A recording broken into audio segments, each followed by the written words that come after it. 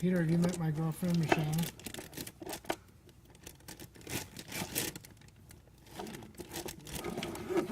Dude. Good. How are you? You met Michelle, right? No? I think we did. This is Peter. He owns the boat in the Marina Del Rey. Oh, Yeah. we should see He's you. an I awesome think guy. Awesome I think, guy. yeah. Yes. Yes, you came to, there Maybe was, his meditation class? No. no, there was, The Lama Marut teaching, Yeah. maybe. yeah, but we have no.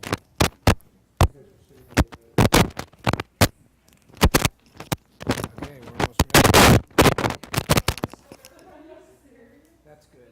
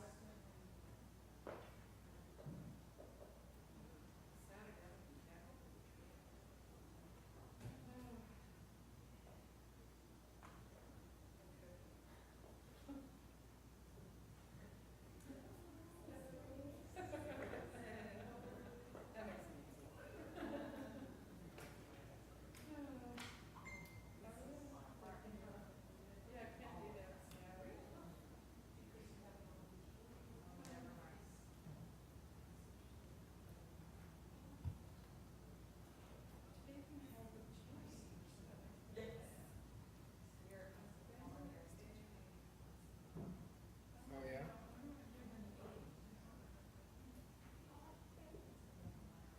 When?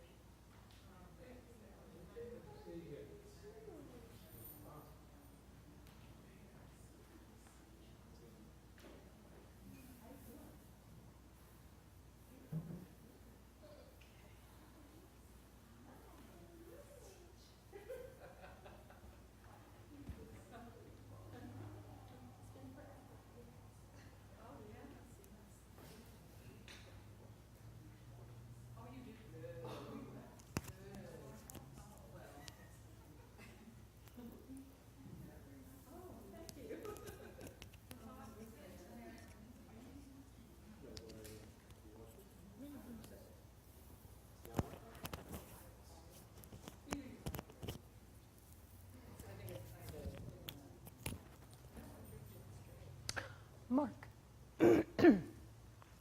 people tune into that? What do people use to tune into the Ustream? You go to mahasukha.org. Sorry. You go to ustream.tv, then you search for Mahasukha, and then people go to the live event. You'll see find the live event. And I think it's called Core Class. And if they want to see the archived Ustream? It'll be in the Mahasukha. It'll be under Mahasukha.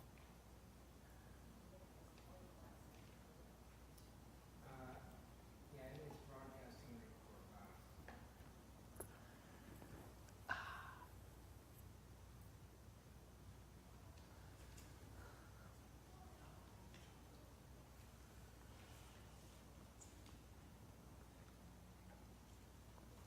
Later. All right.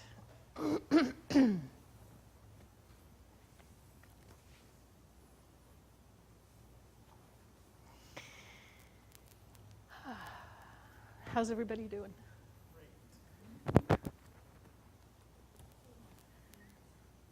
Let's start off with the meditation.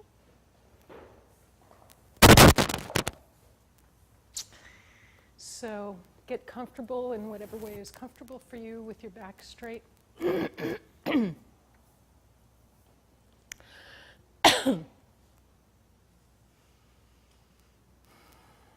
just relax there for a minute. Find your seat. Find a space of a little bit of stillness as you're sitting there with the energy running up your back, and then let everything else relax around it.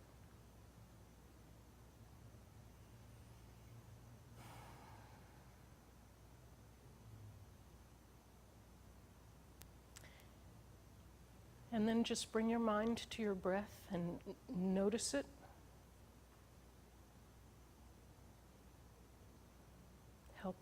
Use it to just help you relax into the space.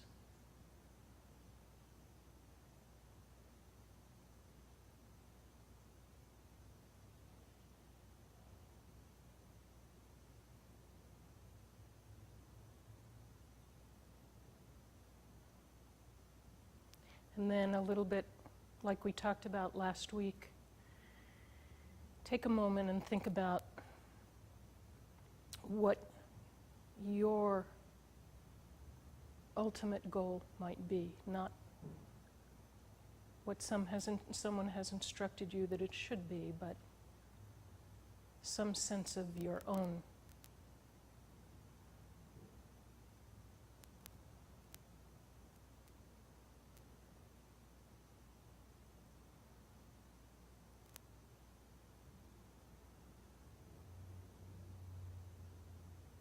Nobody's going to read your mind to see if it's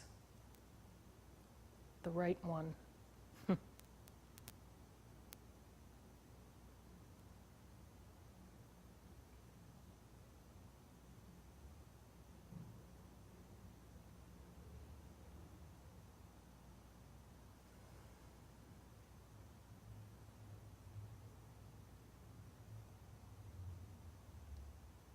And then in a relaxed way,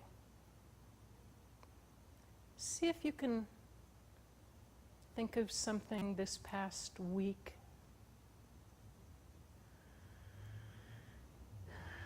that brings you towards it.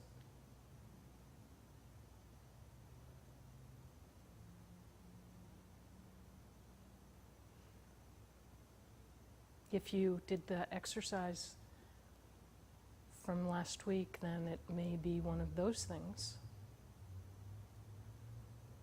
Or it may be something totally different.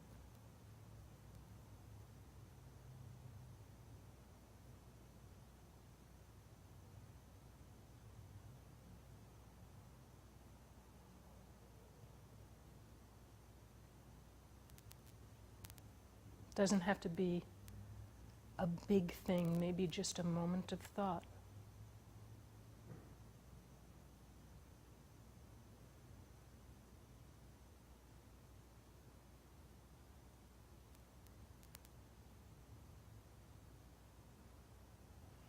And then take a moment to feel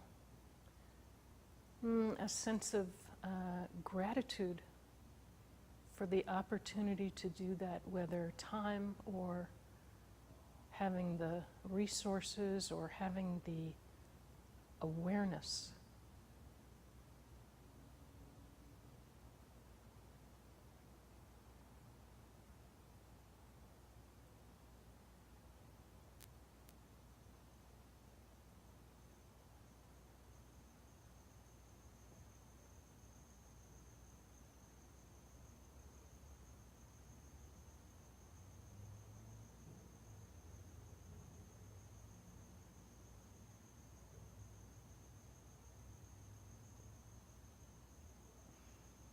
And then expand your thinking about it so that it's not just an effort for yourself,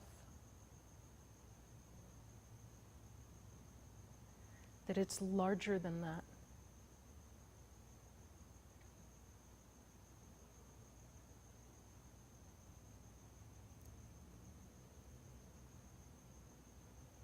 Maybe for the people in your life. Maybe the sense of all beings.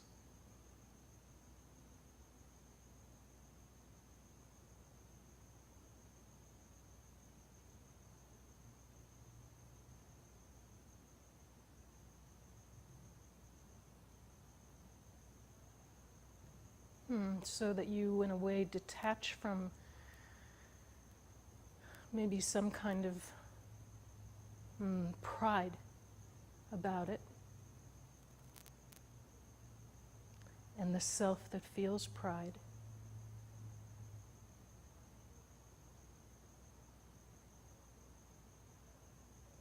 In favor of something larger than that. It was an action in the world for the benefit of all.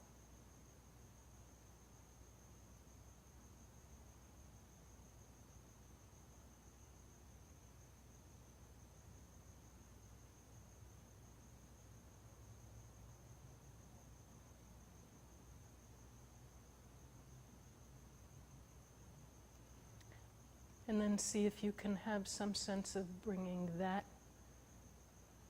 energy, that state of mind, into this room and to what you're doing here tonight.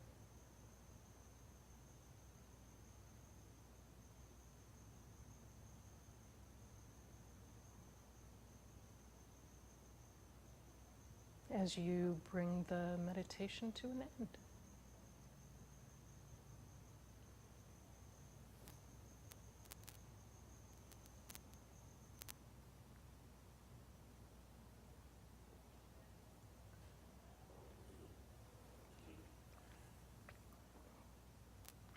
So we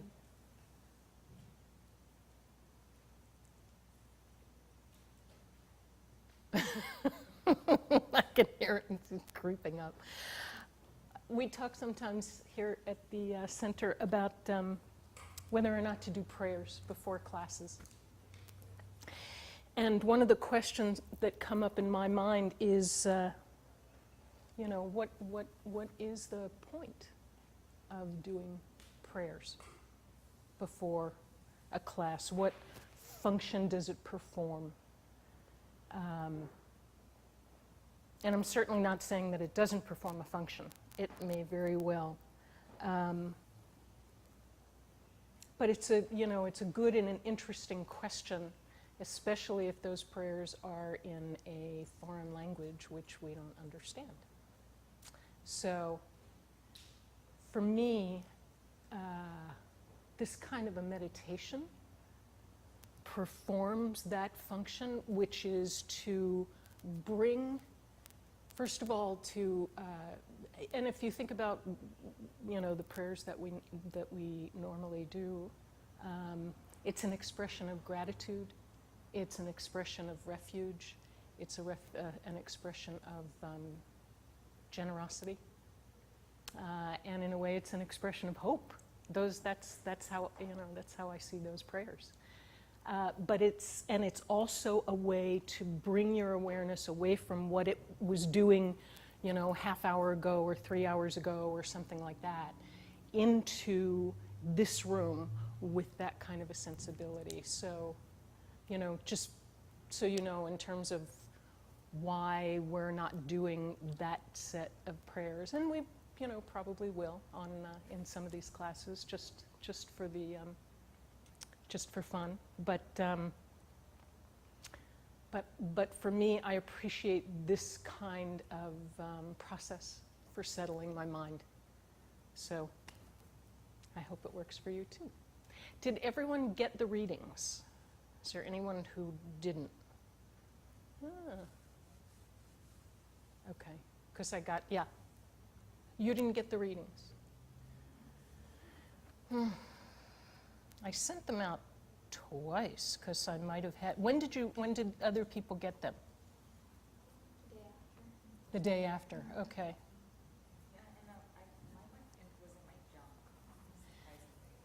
Okay.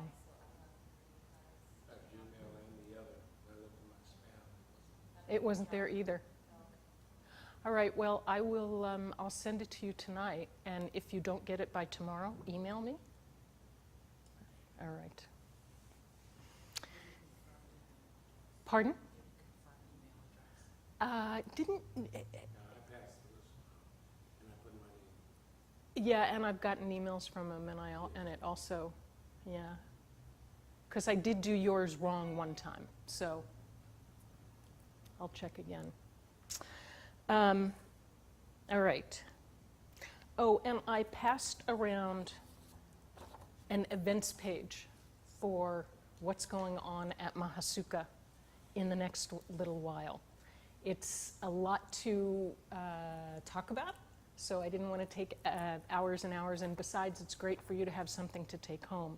The peace in, peace out is if you are not a teenager or don't have teenagers, it's probably not something that you'd be interested in, but just in case people do, I thought I would include it. The day of giving, we've done this on and off and have talked about it for a while. It's just a wonderful effort to be able to gather together and give energy away, give away time, energy, work, resources. It's really a matter of opening your heart to other folks, and to be able to do it together, bring everybody together to do it is very, very powerful. So that's taking place not this Saturday, next Saturday. And I found out when I registered for it that the place that we're doing it, which is the LA Food Bank, Los Angeles Regional Food Bank, when you go to register, it takes you to their site, and it's a fairly, it's a very official kind of a sign-up. So don't be intimidated by it. Please do join us.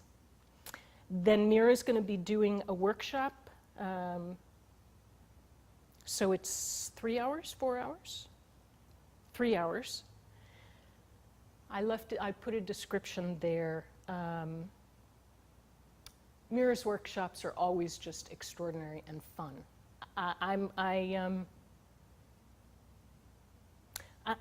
not sure when I look at this description exactly what the class is going to be on, which is Mira's way. It will certainly become clear in the class.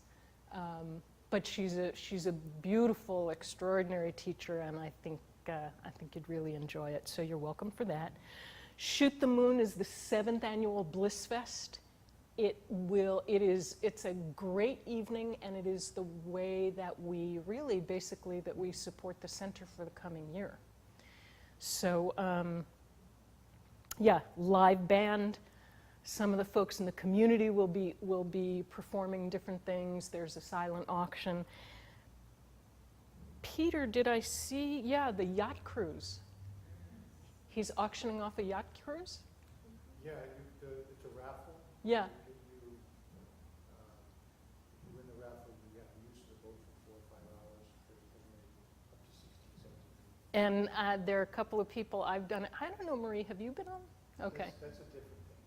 Wait, is that the only way to get on the boat? Is through the raffle? No. You know me. It's two things. One is as part of the silent auction, you can actually just bid for part of a general cruise, Uh-huh. a general outing. But the raffle itself is specifically you take, basically ownership of the boat for 4 or 5 hours and you throw your own money. Except there's somebody to drive the boat, right? Oh. Anyway, please join us for the Bliss Fest. It's great fun and as well a way to support the center. There will be more about the meditation workshop with Doug. But I wanted to just put it in people's heads. It's a 3-day workshop. It's had a marvelous benefit for my meditation and for a lot of people. He's a great teacher. He just spent 8 weeks on a meditative retreat with Alan Wallace. So yeah, pencil that into your calendar. And then December 31st is our 10th annual meditative New Year's Eve. So you'll hear more about that as well. It's an evening that, like it says, it runs from about 8 o'clock to about 12:30. Takes us through the change of the year in a really, different kind of way. We've done different things different years, but, very beautiful ceremony to take you into the next year. So, yeah. Excuse me, can I just make one quick announcement about that? Sure. This year we're actually charging admission for tickets. Ah. So I encourage everybody to go online and buy a ticket for admission. It's right off the website. And then if you want to buy a ticket for the raffle, you can buy them there. Cool. So the exercise from last week, which was to choose one of the things that we talked about, right? Go through the reading, think about what would be helpful, powerful, beneficial for you, and choose one thing and do it throughout the week and keep a journal of it. So, how did that go for people? Yeah. Well, I didn't keep a journal, but I did start waking up earlier and I was doing my meditations at night. Uh-huh. And I started doing my meditations again in the morning, which I used to do, and it really made a profound difference in my day.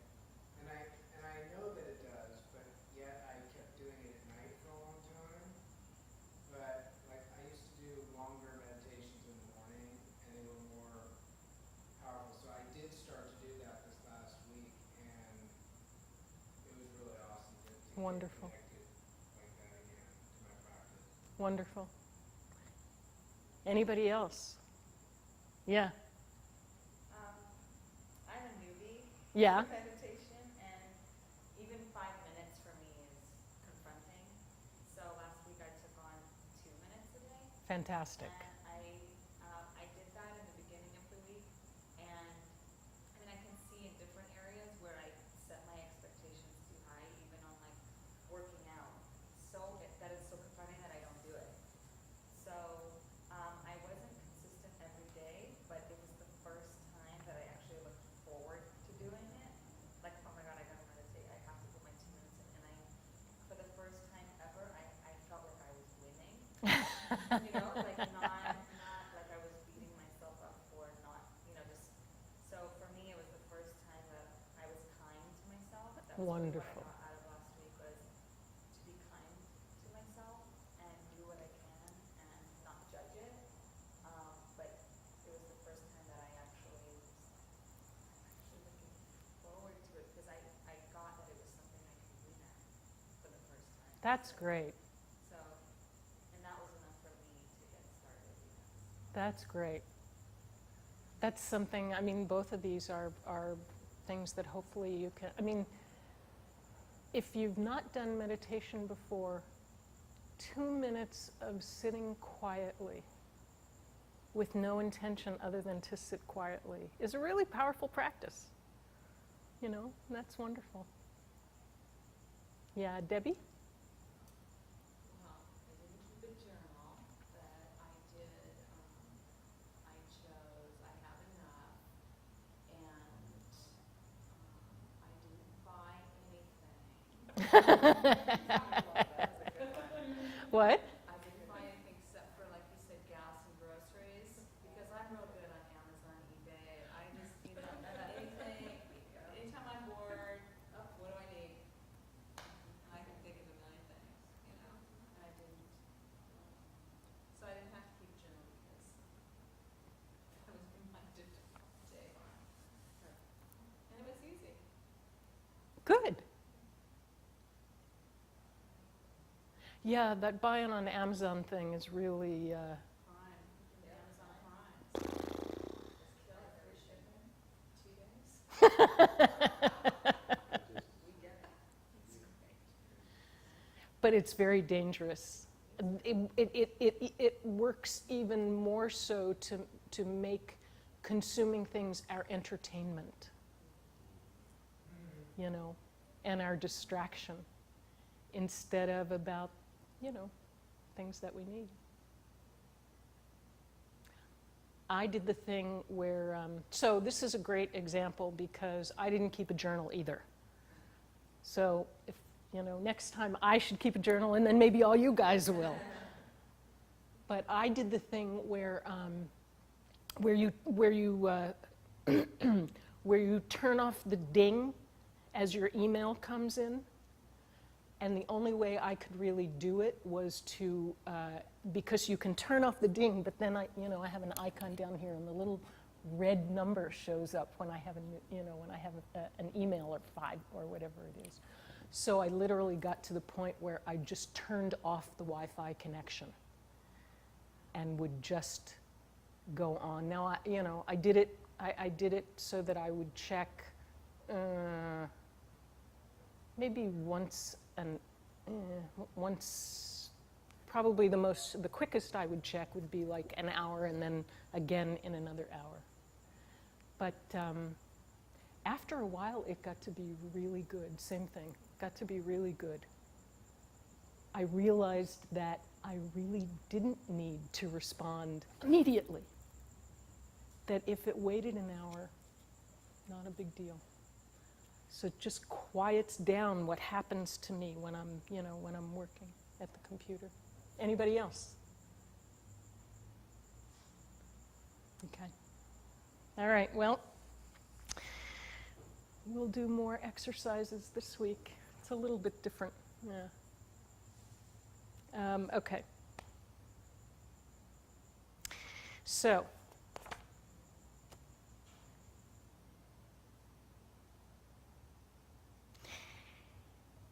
there are a couple of different kinds. This session, because we've talked about the fact that these classes are not only about meditation, right? They are about creating mindfulness in general, in your life, and as well in meditation, and that these two things work together. As your mindfulness gets better, as you start working with mindfulness in your meditation, it changes the way it can have an impact on the way that you live your life, on how often it occurs to you. And what's the subliminal hum in the background? I mean, the hope is that you turn mindfulness, instead of this subliminal hum of discontent that we've got going, most of us, even though it's, like I said, subliminal, it's running back there. It's too cold, it's too hot, it's not, it's not bright enough in here, my shoulder hurts, I wonder if I'm hungry, any of those kinds of things that are kind of going on all the time subliminally.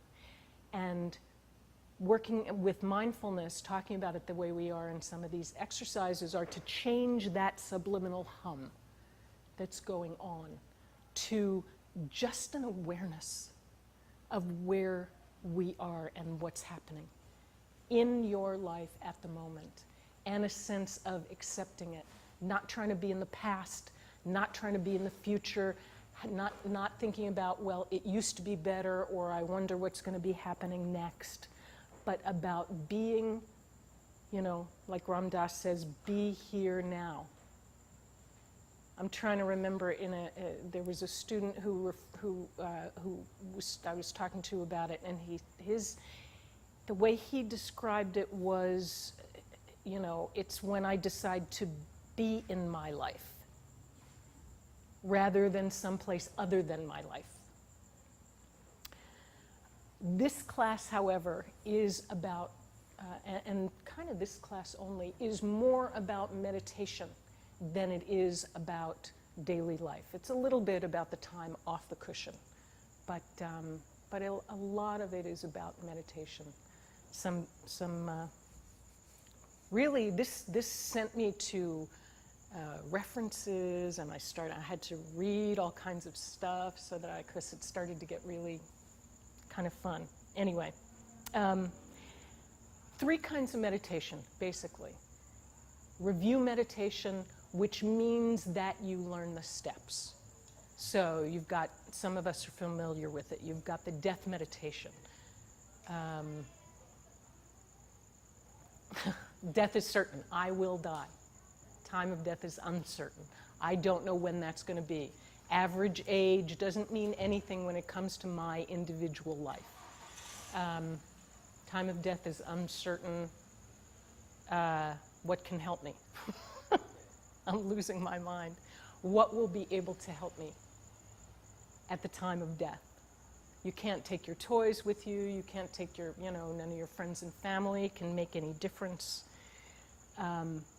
And just to say it, Mira talked about this at one point. She described it as, because the tradition is that what will help me is my study of the Dharma.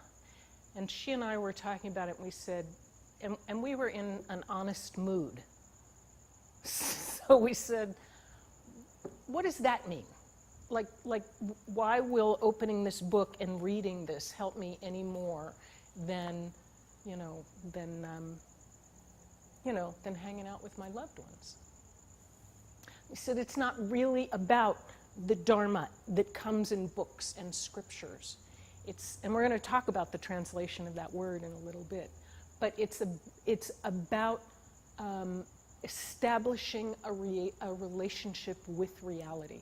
Dharma can mean any number of things, including phenomenon. So it's establishing a relationship with reality that can help you at the time of death. I'm not going to spend time talking about it here. I'm happy to talk with with folks about it at another time. But for some reason in the past, I guess 10 years, I've experienced the death of friends and family quite a bit. And I have a sense of what that means in terms of what is helpful to people as they die. So anyway, so that's one. Or there's the 7-step process for developing compassion. Process isn't the word. What is it? 7-step mind training for developing compassion? Something like that? We call it the mother meditation. Pardon? Yeah, we call it the mother meditation. It's got a series of 7 steps. So anyway, this is about a review meditation, is that you memorize these steps. You know them backwards and forwards, and you know what they mean. That's a review meditation. Analysis, there's another kind of meditation, analysis. That means, one of the things that means is that you take the steps that you've learned and you say, okay, is that true? Do I believe that I'm going to die? What does it mean to say nothing but the Dharma will help me? And do I believe that? So that's analysis. Or, for instance, if you're going to do a meditation on whether this is a changing thing, and there are steps that can help you with it. But analysis is considering a problem. And then the third one is what we call a fixed or a stillness meditation or single-pointed meditation. Sometimes it's described as after you come to a conclusion in your analysis, so you do the review, so you know what it is that you're going to do. Then there's analysis where you can do the analysis, and then sometimes the stillness meditation is described after you come to some kind of an insight or understanding, that you stay with it, you stop analyzing, and it's almost like you let it take on a feeling tone.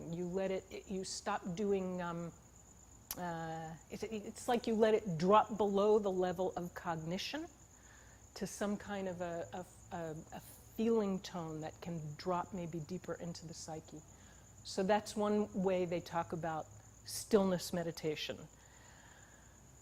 Sometimes it is just a practice of using different methods, like the breath, to just see how still you can hold your mind. Which, for most of us, the first part of that is to see how crazy your mind is. First thing that happens is, oh my God, I didn't realize that it was that crazy. And then just, without challenge, without yelling at yourself, without judgment, nothing. You let it come to a place of stillness. And another that this text points to is, you could call it, like I said, the be here now meditation. And the text suggests that there are 4 ways to be here now. So we're going to talk about them. It's called the 4 pillars of mindfulness. Don't get confused, though.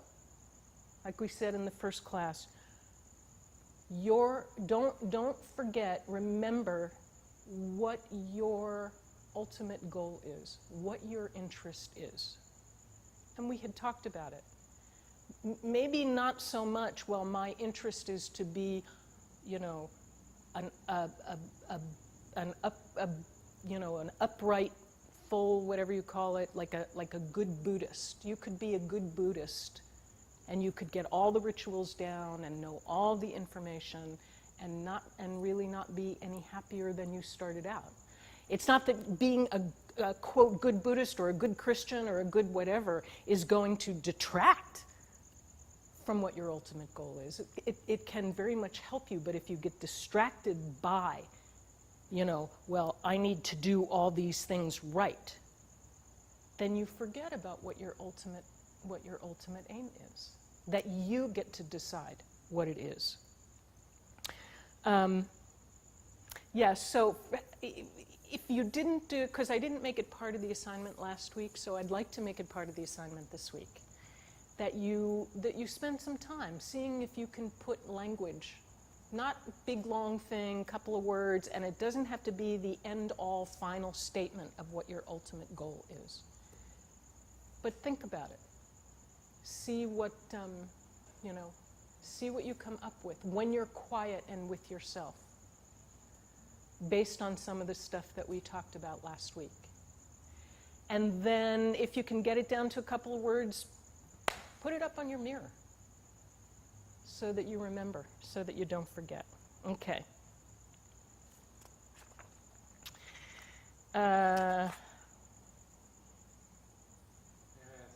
Of course. I probably wrote something down wrong. You said there were 3 kinds of medication. I do that all the time too, especially in typing it. Anyway. Meditation. And I have 4. I have death, review meditation, analysis, and fixed and stillness. Okay, there's review, and the death meditation is one type of review meditation. Then there's analysis, and then there's stillness. Now, the one that I talked about in terms of the be here now, that sometimes is stillness, but kind of bordering on analysis, bordering on wisdom. So it doesn't really have a category. Okay.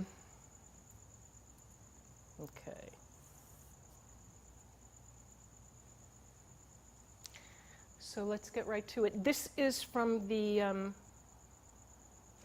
Mahasatipatthana Sutta that we talked about last, when I talked about the text. This is the one that has no dates. It was so long ago that it has no dates, and it has no author except they say by the Buddha. This was in Pali, which was the language that was kind of the first group that put language to this idea of Buddhism. So this is called the 4 Pillars of Mindfulness, and I'm going to just read the sections. This is the direct path for the purification of living beings, for transcending sadness and despair, for the elimination of stress and irritation, for coming to the correct method, and for realization of, they have it written here, nibbana, but that's Pali, means nirvana. Here are the 4 pillars of awareness. So notice that in that, they're not talking about, the text isn't talking about a godlike state. It's not talking about rainbow bodies, not talking about, any of that kind of stuff. They're talking about us. The text is talking about us. But talking about us and shedding the states, sadness, despair, stress, irritation, shedding those kinds of states, achieving the state where you've eliminated all mental afflictions and their subtle and gross causes, why they come about, how we create them, and that is nirvana. What are the 4? First, one who is watching the body stays focused on the body with fierce intensity, awareness, mindfulness, detaching from worldly longing and repugnance. One who is watching the feelings stays focused on the feelings with fierce intensity, awareness, and mindfulness. One who is watching the state of mind stays focused on the state of mind, fierce intensity, awareness, mindfulness. And one who is watching thoughts stays focused on thoughts with fierce intensity, awareness, and mindfulness, detaching from worldly longing and repugnance. So you've got 4 of them. Body, feelings, the mind, or state of mind, and thoughts. And those aren't necessarily what you think they're going to be, so we'll go through it. But just for a moment, so what's the detaching from worldly longing and repugnance bit? Longing, if you think about it, if you try to call up the feeling of longing, it's wanting something that you don't have. It's desire. It's that feeling that I need this thing in order to be happy. And repugnance is the opposite. I need to get rid of this thing in order to be happy. It's disgusting. I don't want it to be any part of my life. So we usually call that desire and aversion. And notice that this process begins with detaching from those things. It does not begin with eliminating them. Thank God.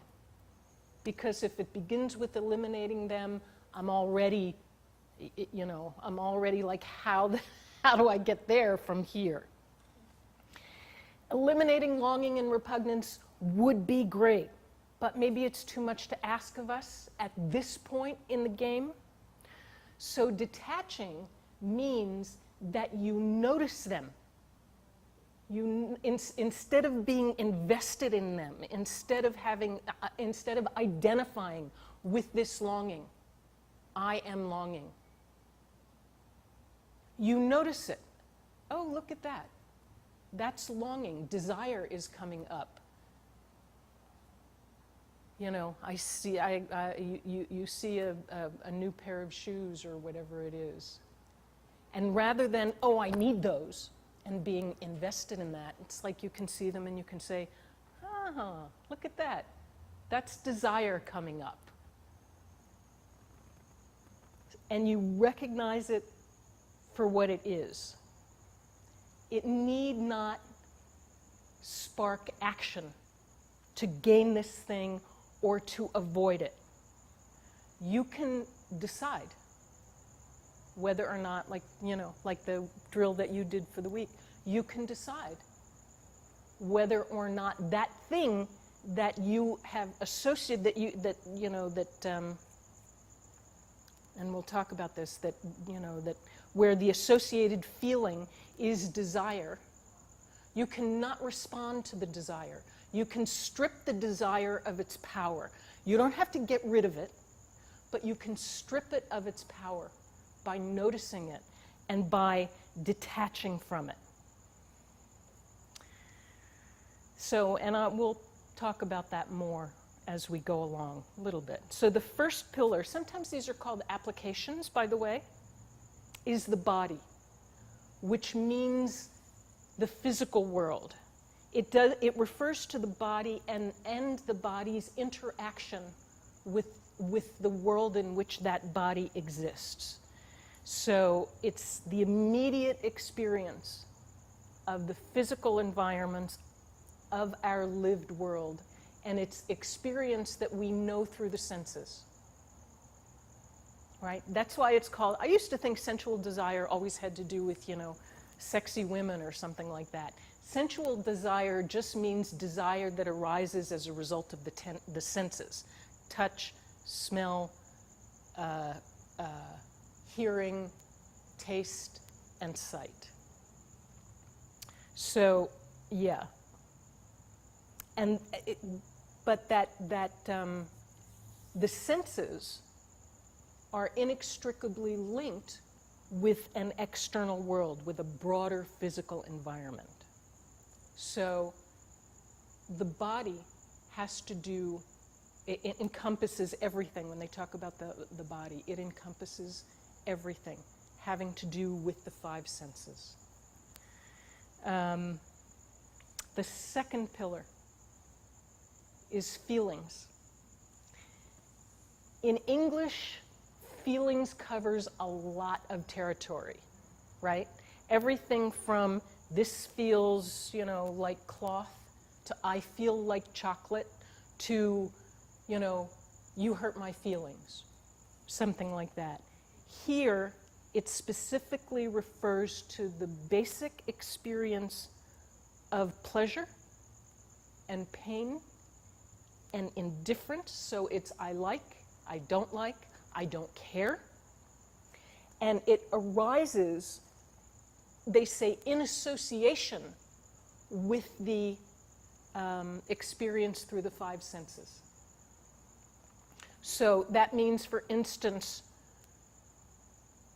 toe runs into bed frame as you're making your bed or something like that. And you get a sensation of touch through the five senses. The feeling that we're talking about here is the ouch, that hurts. Right? Or yeah. So that's an example of it. The feeling manifests as soon as we become aware of our bodies in space and time interacting with something.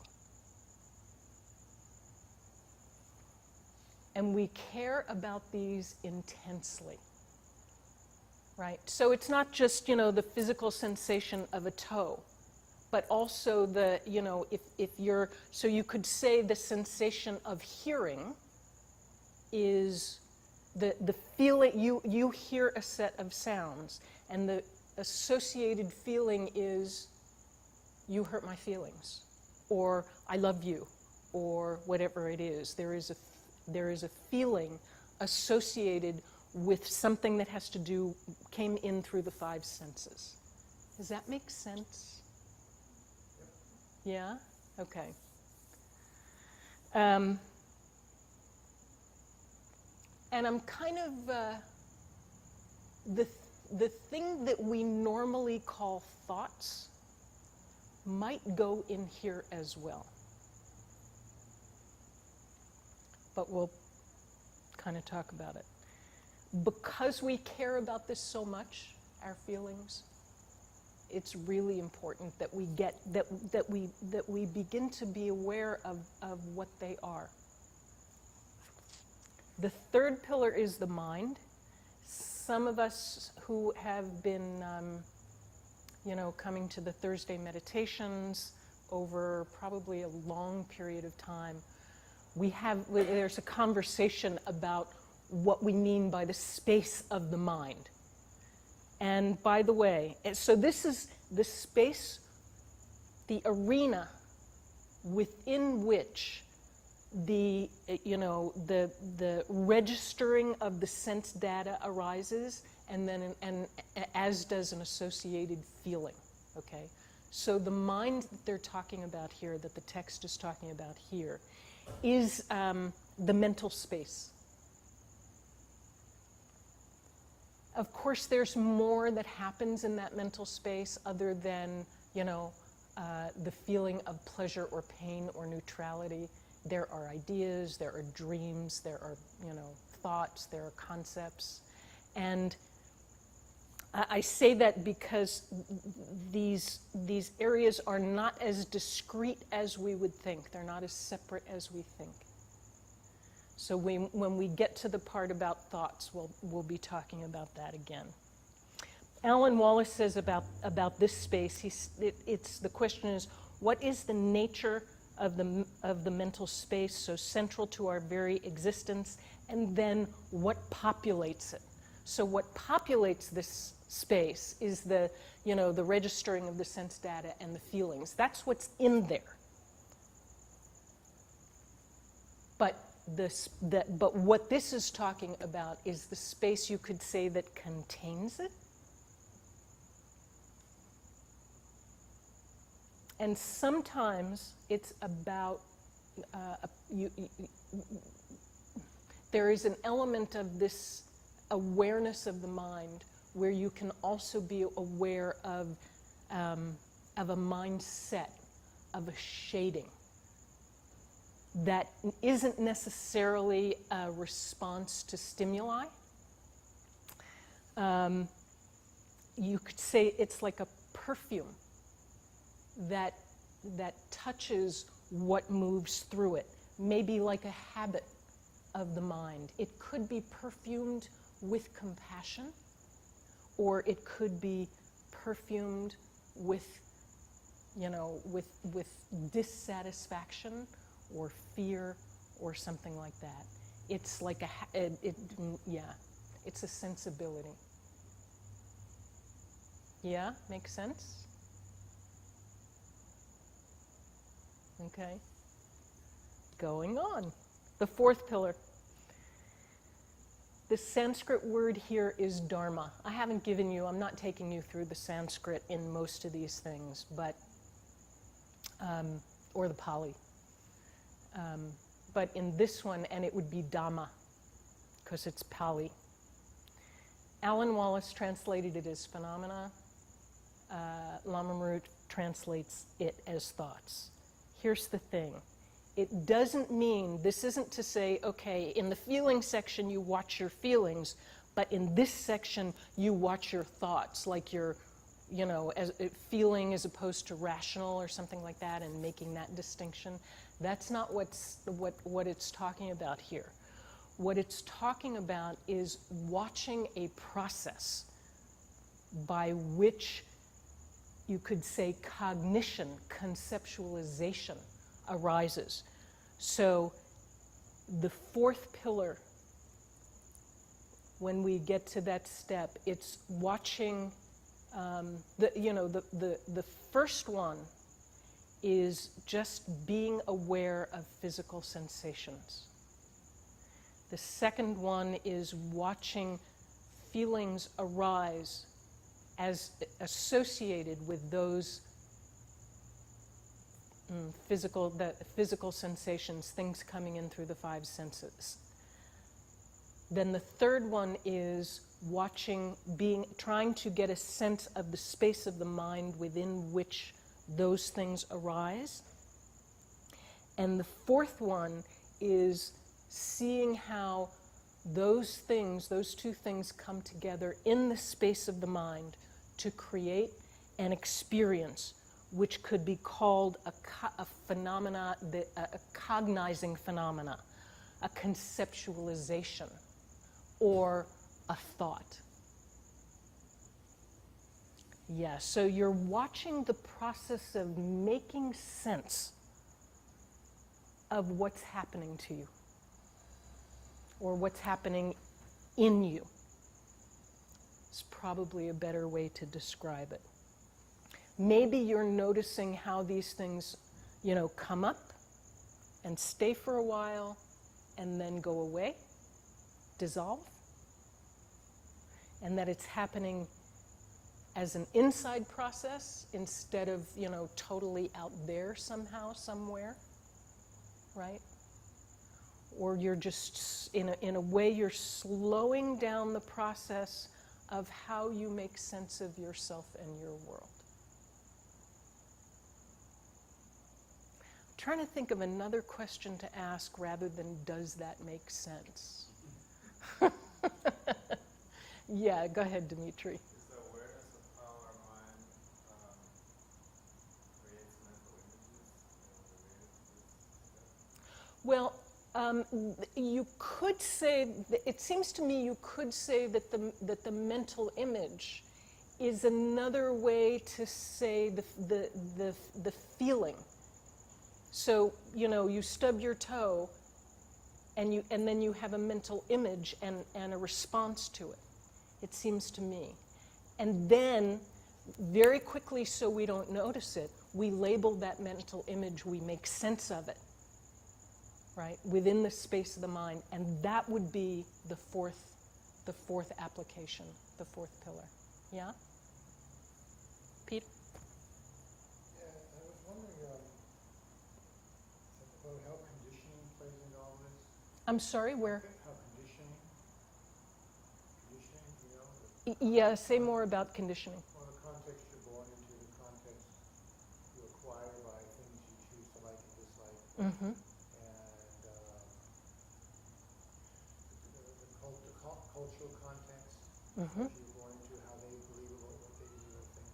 Mm-hmm. If you're born into a particular religious household, Mm-hmm. the contextual. All this brings a condition. Mm-hmm. So it seems to me that all this self-examination, this meditating on these, is an effort to become aware of the condition, of one's condition, of your habitual responses. If you're conditioned from an early age to get angry at people who are exhibiting racism or something, or get angry who are obvious thieves or something. Mm-hmm. It's an effort to understand your own conditioning and give it some space so you can choose a different reaction. That is a way to think about it. It is a way to detach, right?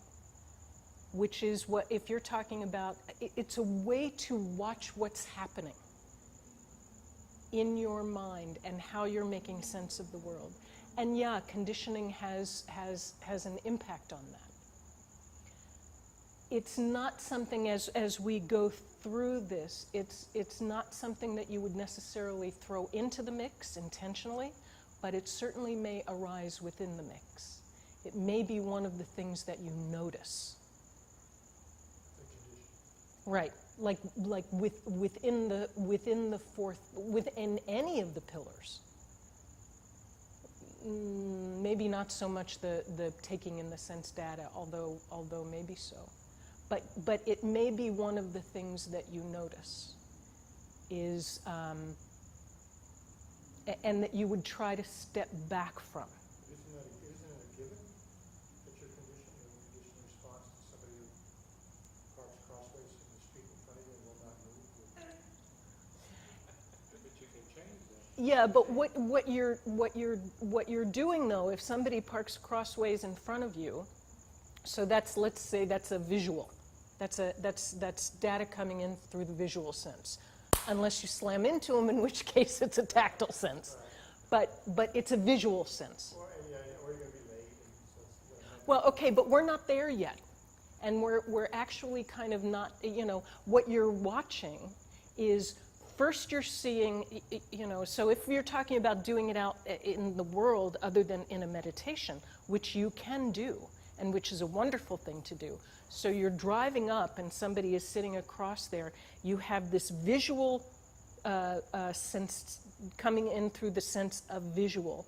And then you have an associated feeling arise, that creep. I'm going to be late. But rather than invest that, that feeling of that creep, I'm going to be late, with all kinds of power, so you really get all involved in it. And on the other hand, not necessarily saying, oh, I don't want to be thinking that, and like, sometimes they call it spiritual bypass, where you're pretending that you didn't have that reaction. So this is, you see that reaction, but you detach from it. You kind of say, oh, look at what's arising. And it's arising within this kind of mental space of the mind, that's really kind of heart-mind. But we'll talk about that in a minute. So you're seeing it arise within this space, and you're watching these, these things come together and create anger, from which you can distance yourself. But the practice that they're talking about here is not about necessarily, we're not going to talk about it tonight in the sense of what you do with that or about that. This is just about, kind of slowing down enough to experience it, to notice the process that's happening, and to detach from it. Okay? Other thoughts, questions? Yeah. The 4 pillars of what? Yeah, it's mindfulness. And the word actually, so here we go again, the word is smrti in Sanskrit, which sometimes is translated as remembering, right? Not forgetting, being aware, staying in the present.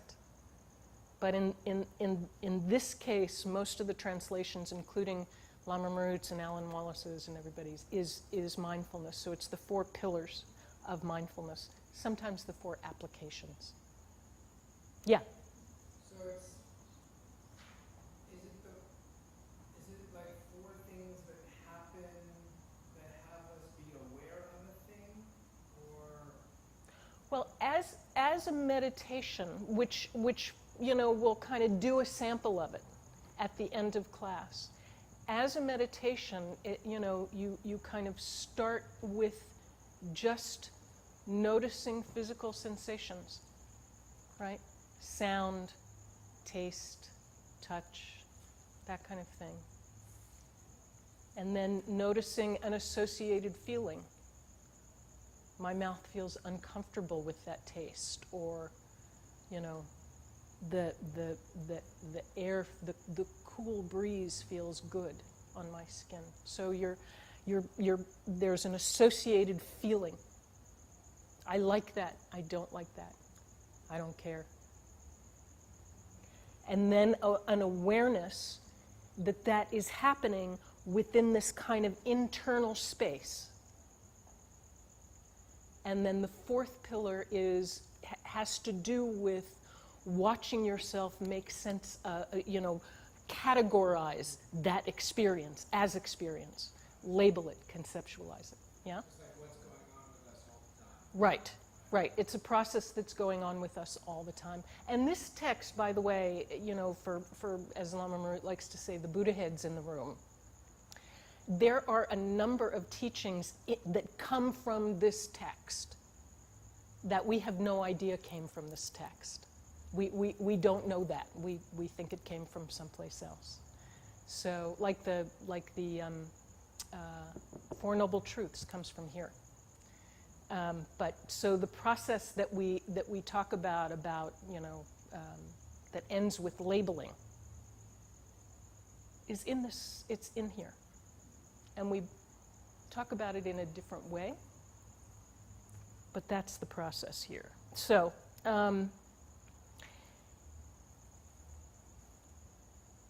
Please know, as we're talking about this, that this is kind of just a gloss.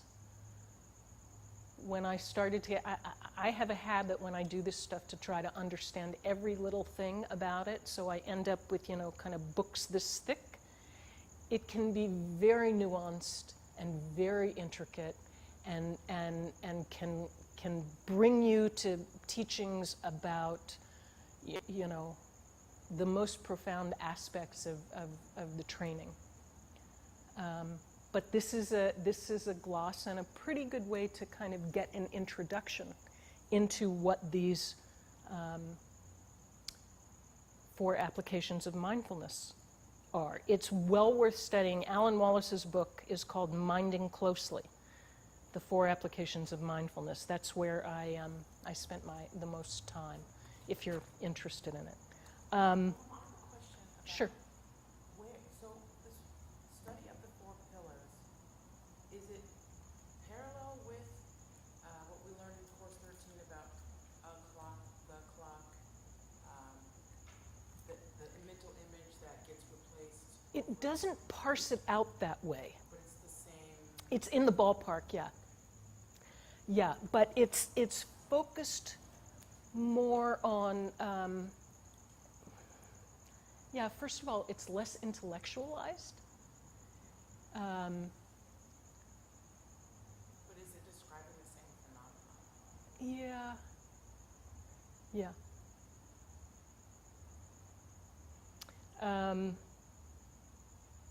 And I don't know. It could be that comes from, again.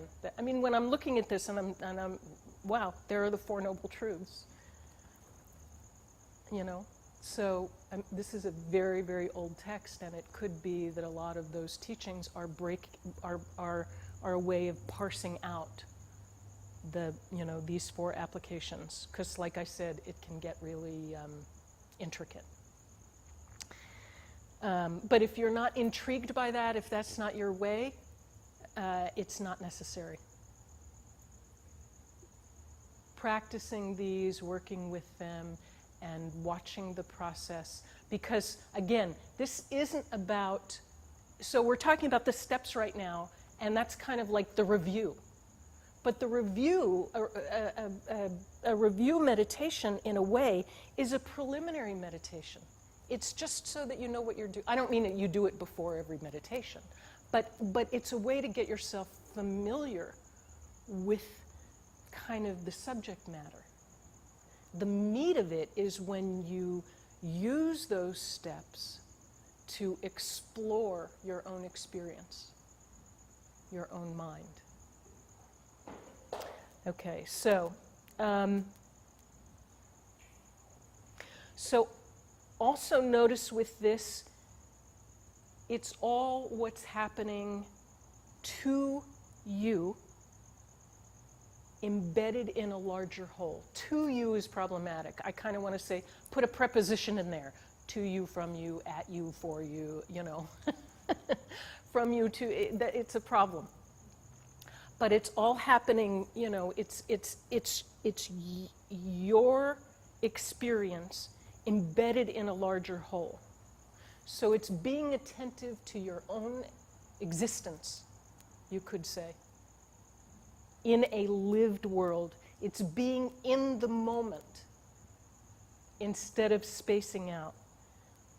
But it's also being detached from the longing and the repugnance, from the desire and aversion. It's, okay, good. It's a way to think about it is that you are in the back seat of the car. You're not the driver. When you're watching, when you're doing this process, you're not the driver. You're not controlling it. You're not trying to manipulate it. You're not trying to get this to happen or get that to happen. You're in the back seat. You're just watching it. You're not the doer. You're not the actor. You're the watcher. It is really easy as you do this to forget and to try to take over, to try to control it in some way. You know, I don't like that feeling that arose in association with, you know, and it happened so quickly. You know, somebody, so something comes in the sense perception and somebody says, oh, I really like you so much. And your first reaction is, get out of my face. And then, I don't like that reaction. Some other reaction. Don't take, you know, you let that arise, but detach from it. You know, it's not, you know, I am angry, I am mean, I am a bad person, I am a fan, you know, it's not any of those things. It's just, oh, anger is arising. Look at that. Spitefulness is arising. You know? Yeah. So this is the exact opposite of what I told all of you less than 5 weeks ago. I'm sorry, what you told what? Why wouldn't you fight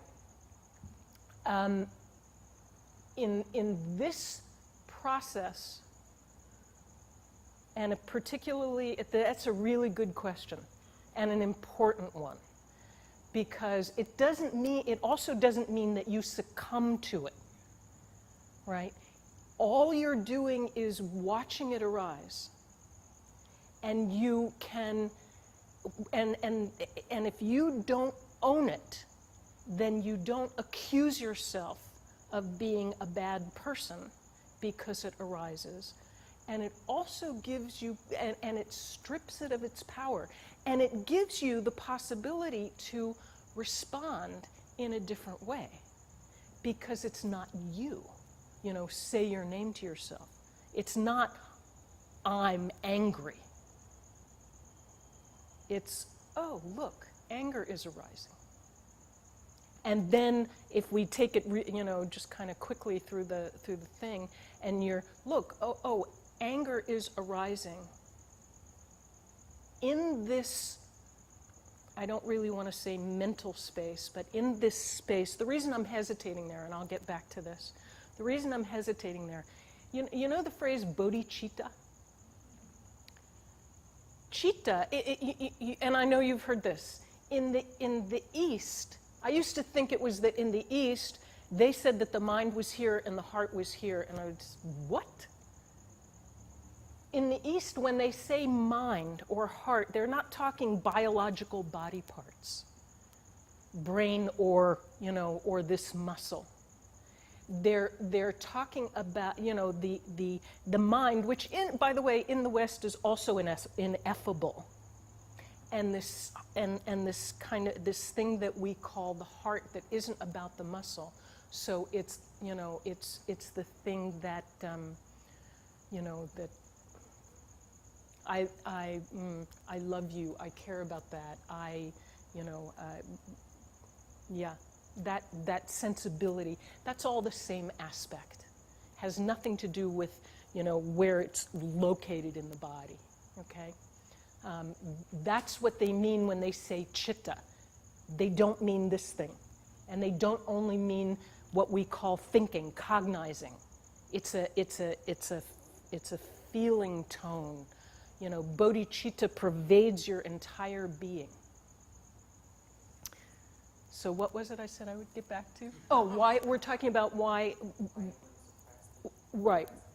Because the point isn't to get really good at suppressing stuff. So you can, and I don't know how I got on the citta thing, but I'm not going to worry about it.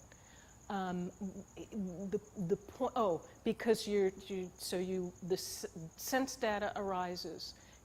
There is a feeling that is associated with the sense data. You are aware of the fact that this this thing, this object, this dynamic, is arising within the chitta, within the space of the mind, and it's like a cloud floating through on a blue sky. It's just a cloud. It doesn't describe the whole of you. It doesn't describe the sky. It is a cloud. And then with that kind of detachment and awareness, you can decide whether to respond and how. So it's not that you suppress the feeling. And don't get me wrong, through using this process, the feeling that arises will begin to change. It's not like it just always remains the same. I'm spiteful, mean, but I get better at detaching from it.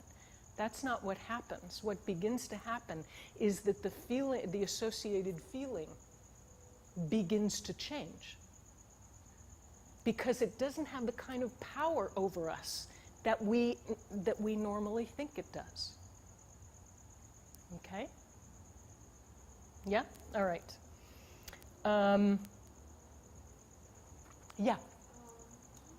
Like, maybe I'm picking up this wrong. So I get feelings, but I don't get, like, actions. Like, should you still, like actions like killing, lying, do you still watch yourself? Do you still, with that, I get feelings. Like, I get how anger or sadness, I should watch it. But then, when it comes to, like, actions, like lying and killing and, harsh words like that, do you do the same thing? Well, one of the things that you could do, and this is not, so I'm just surmising here. We'll see if this makes sense after I say it. Maybe it won't. But so you're living your life, and somebody asked you, I don't know, did you do your homework today, or something like that?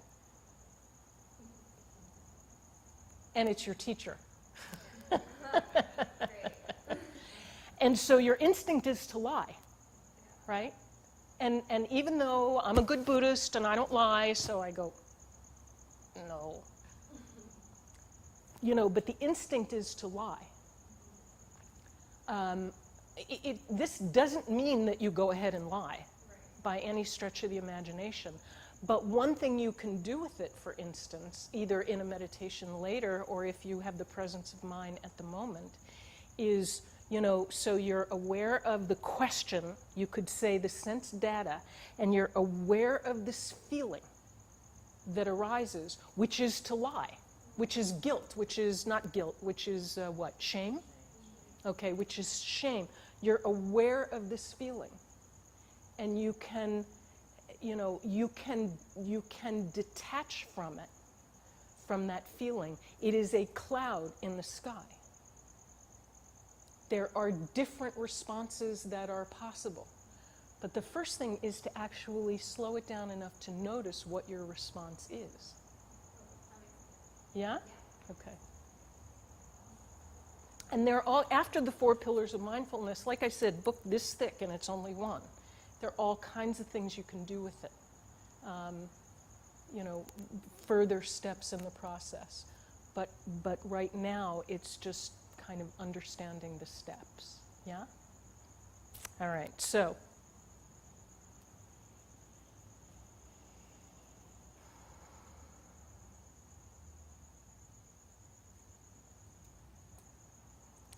One of the things that the conversation about detaching from the feeling and not doing the I am angry thing is that it also helps us detach from, a sense of this stable self, the you that you think you are.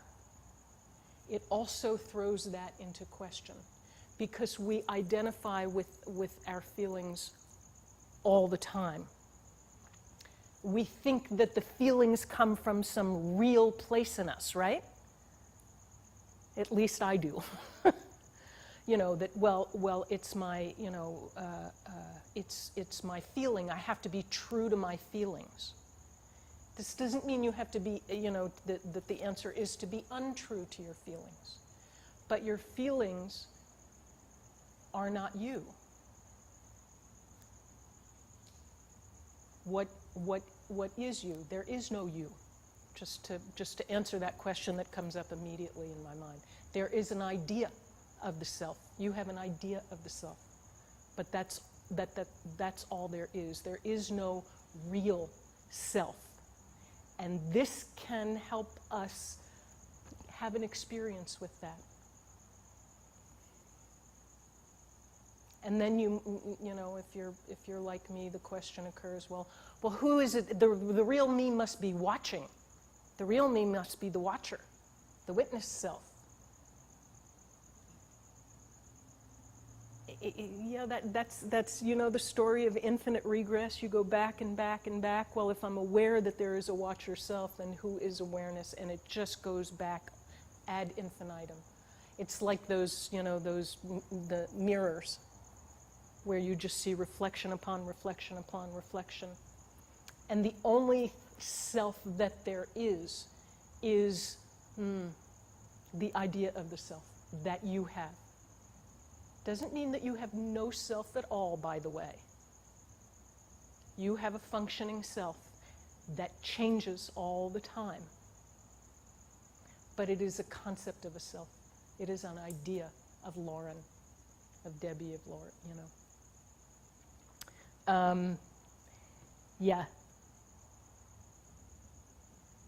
That's good news, because if there were a real self, we'd be stuck with it. We'd be stuck with those feelings. We'd be imprisoned by them. The only reason our past imprisons us is because we refuse to recognize the changing nature of that self. That it is just an idea. Or better said, we refuse to recognize that that self is only an idea. Okay.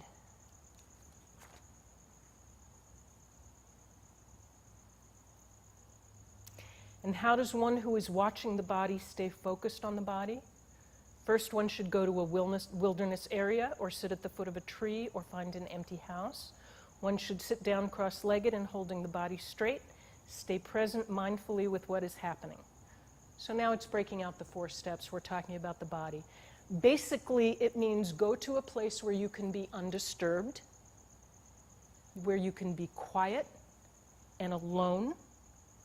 Sit with your back straight and pay attention. Right? 4 things. The cross-legged thing, by the way, I, for whatever reason, happen to be more comfortable sitting like this than I am in a chair. I see that there are other people who are like that even when they're in a chair, they're sitting cross-legged. I do the same thing. But that's not the case for everybody. In India, sitting cross-legged is the way that they were, still is, in many places and situations. It's the way that they were comfortable sitting. So it means sit comfortably, but with your back straight. And, these chairs, most modern chairs are pitched backwards to make you do this. So it's really hard to get a back straight in those chairs. Right? So either you've got to kind of sit on the end of the chair, maybe put a pillow behind you or something like that. But those things. Be alone, get comfortable, be alone, be quiet, sit with your back straight, and pay attention. Mindfully, one just inhales, and mindfully, one just exhales. So this is kind of a preliminary with the body, that after you settle yourself and get comfortable and you're alone and quiet, you just breathe.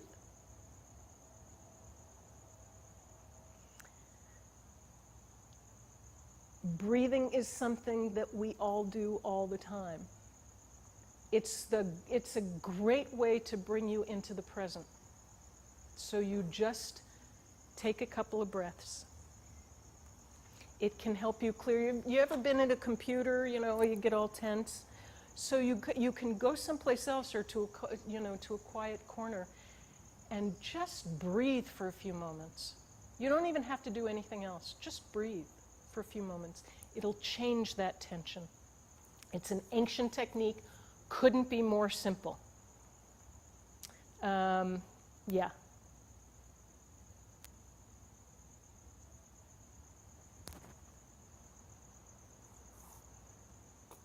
These classes are almost always so much longer than we actually have time for.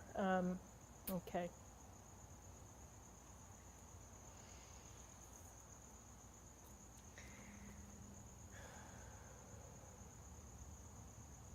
You know, in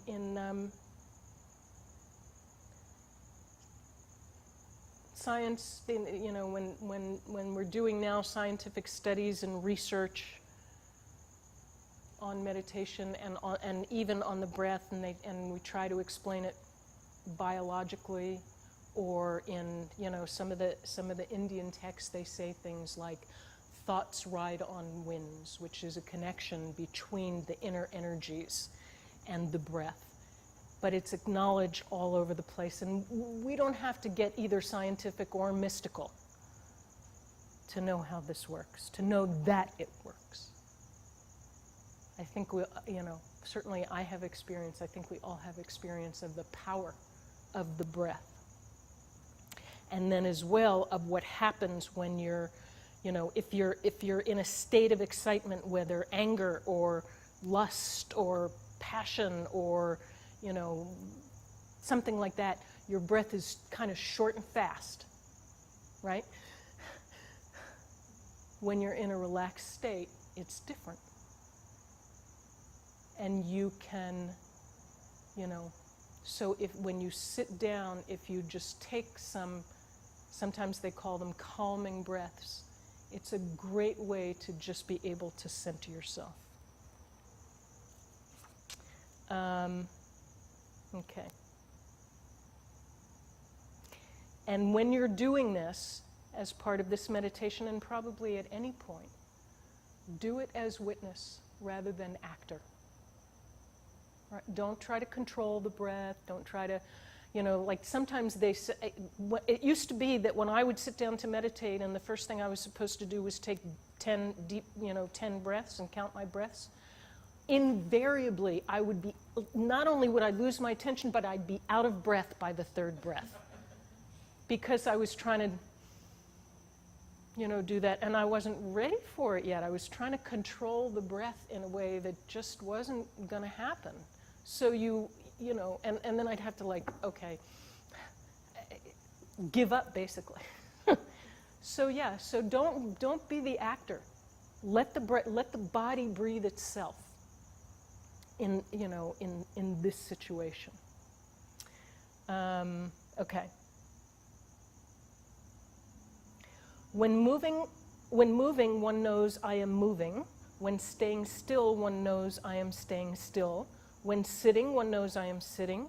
When lying down, one knows I am lying down.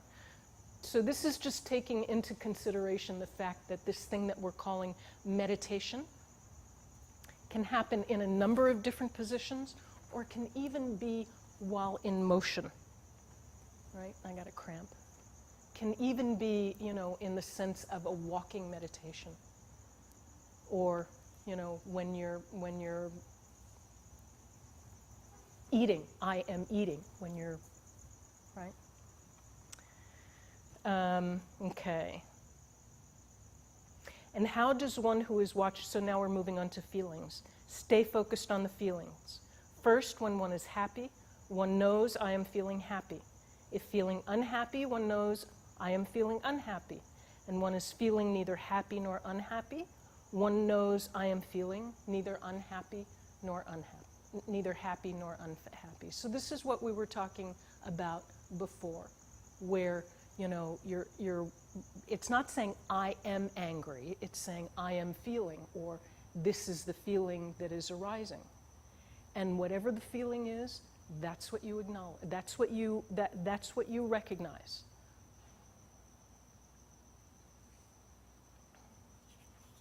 Not so happy, not grasping to it, not worrying about losing it or any of that kind of stuff, with unhappy, no judgment about whether or not you should feel something else at this point, or that you wish you didn't feel unhappy, right? That's not what you're just noticing, that this feeling, or this neutral thing. Something's happening and I don't care. And not I should care, right? I feel indifferent about it. Like the, color of the wall or something like that. Okay. Yeah, often we think that that a spiritual life is about controlling the feelings. And it isn't. And it's unrealistic to think that we can successfully control our feelings over time, or that you'll never have you'll never have an unpleasant feeling ever again. That's not what they're saying. The immediate arising of the thought, of the feeling, is not in your control, and we might as well accept that. If the karma flowers, it flowers. Give it up.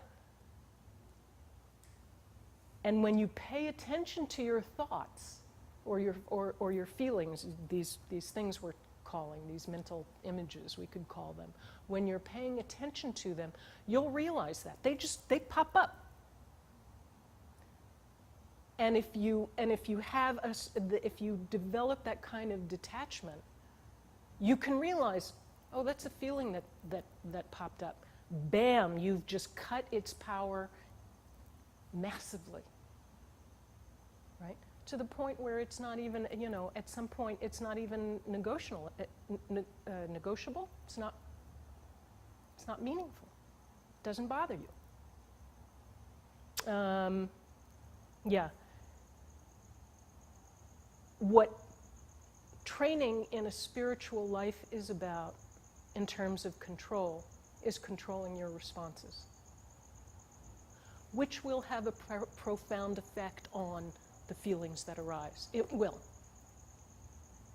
But you can't directly control the feelings. You control the responses. All right.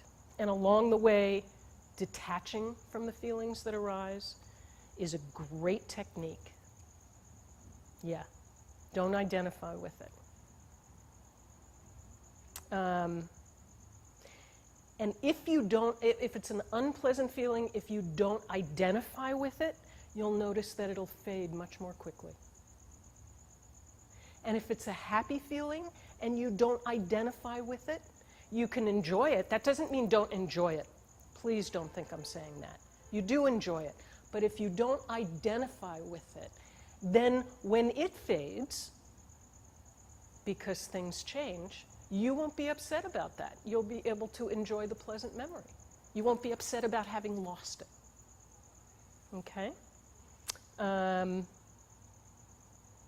Yeah, the teachings say there is a point where we reach nirvana and that we never have another mental affliction. I believe that's true. Absolutely, I believe that's true. It does not say, though, that nothing that we would rather not happen will ever happen to us again. That's not what nirvana says. If we expect it to be sunshine and roses all of the time, we're going to be disappointed. Unexpected, unintended things happen. And we're setting ourselves up for never realizing the goal. If in my goal I demand that nothing unwanted ever happens to me again, man, chances of reaching that, I don't know that that's possible. But that feeling, a mental affliction attached to that unwanted thing, that's entirely possible to eliminate. Entirely. Yeah. So, even if they're not saying that you'll never, you know, lose something or an experience. It'll never happen that you won't, you know, have an unwanted experience or a situation in which anger arises. You can certainly shift the sense of that experience so that it's not a mental affliction. And you can start by, you could say, not taking it personally, which is what we've been talking about all along. It's not you, it's just there. Yourself isn't invested in it, which means you need not feel compelled to act on it. Okay, let's take a break.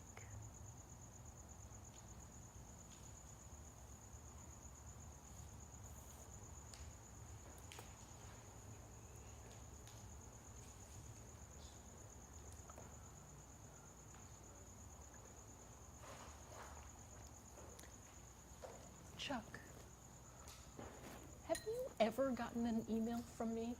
Do you remember? You have. Mm-hmm. That's why I felt it was so strange.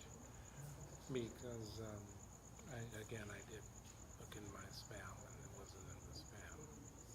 I have Gmail, and I don't know that they have a spam. I have Yahoo. They have a junk. Junk. Gmail has a junk. Okay, I'll look in the junk. Yeah. I looked in the spam on my Yahoo. And I think I gave you my Yahoo. Or in our exchange. It doesn't matter. Is it the same preface, yeah. and then it's at gmail.com or at Yahoo? Yes. Okay, I'm going to do both, and we'll see what we can do. You know, I didn't want to stop your flow. I think when we talk about the stubbing of the toe, okay, that has happened to me, all of us, on occasion. But here's what I did. I stubbed the toe, and my immediate response was to get angry. Right. And I believe that's a part of my conditioning, which he spoke to. So I got angry first time, like, you stupid. The next time I said, the pain only lasts for a very short period of time. So I said, rather than be angry and call myself a bunch of names, I just laughed. And I found that works for me. Okay. I was in a traffic accident, and the guy really did something stupid. It was his fault, honestly. I believe it. It does happen. So I sat there, and I did the breathing, and I remember saying, I hope this person is not a woman, because I didn't want to be mean to her. I'm serious. All these things. And I'm the kind of person I used to be. So I did the breathing. Got out of the car, this guy, he approaches me, and rather than call him a bunch of names, so I don't know what I want, did my breathing. I was still angry. I was angry. I recognized that I was angry. But I handled it a different way, in that I said, I'm going to need your ID. And he gave it to me. He said, I'm going to need yours. I said, I know that. And he gave it to me. He said, are you all right? I said, here's your identification. So what I'm saying is, I handled it a different way.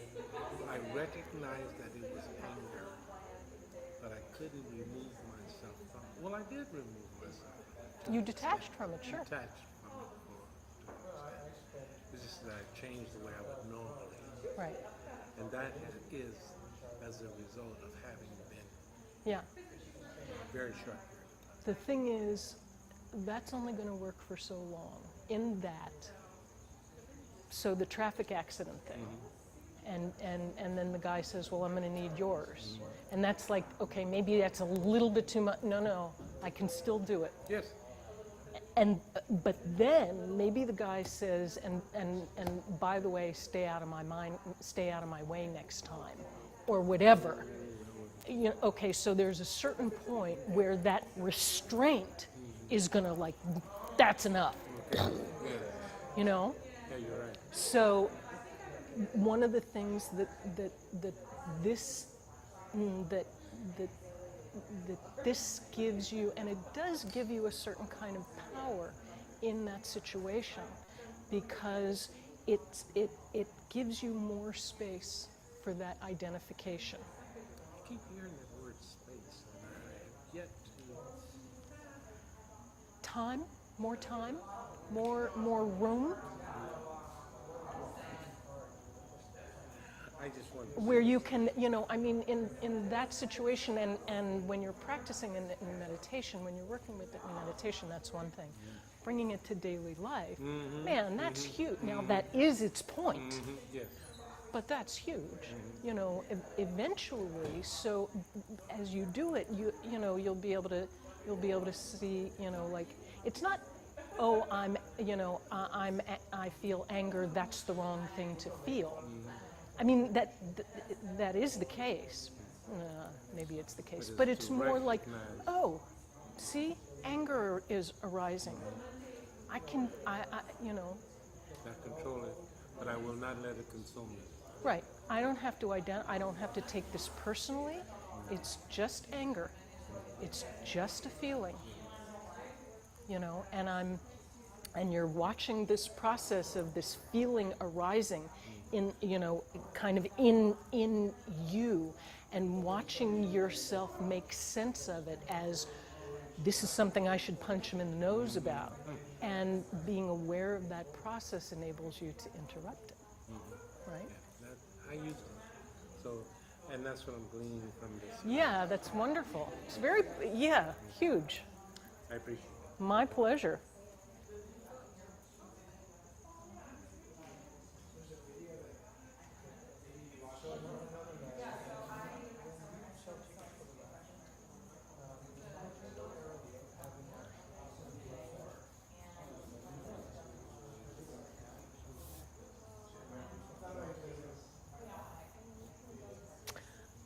All right.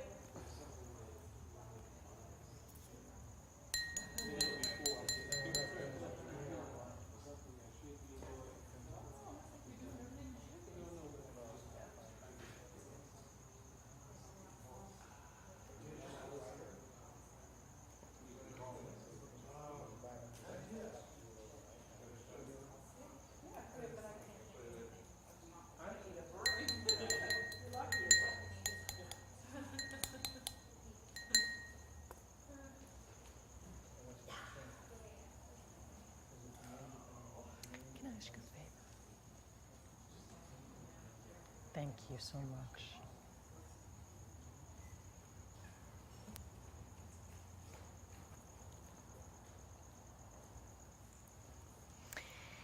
And how does one who is watching the state of mind stay focused on the state of mind? First, when the mind is desirous, one knows the mind is desirous. When it is not desirous, one knows the mind is not desirous. When it has aversion, it knows it has aversion. When it does not have aversion, one knows it does not have aversion. When the mind is deluded, one knows the mind is deluded. When it's not, you know that it's not. Okay, so again, this is talking about being aware of what is arising in this detached way. Oh, aversion is arising, anger is arising, frustration is arising. In a detached way, you just recognize it. When I was talking about chitta, just for a second, so the phrase,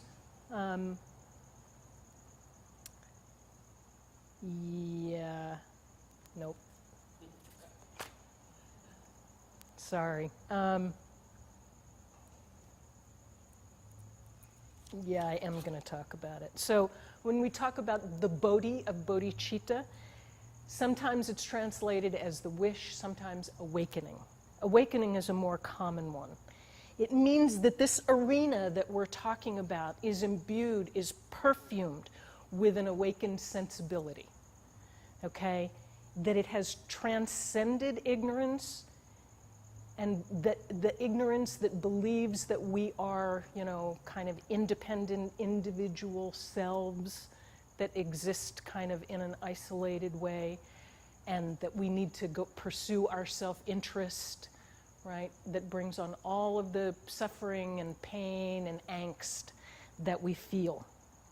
Instead, it's imbued with the wisdom that understands interdependence, and because of this interdependence, because of this, it's imbued with compassion and with love.